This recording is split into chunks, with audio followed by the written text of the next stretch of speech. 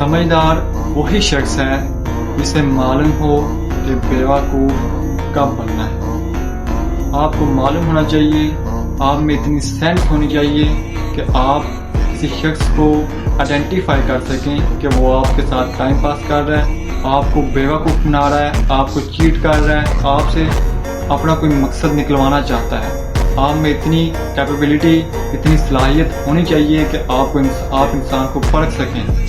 सबसे ज़रूरी जो बात है वो है साइकोलॉजी सीखना, इंसान की साइकोलॉजी सीखना। तो मैं आपको एक बुक रिकमेंडेड कर दूंगा।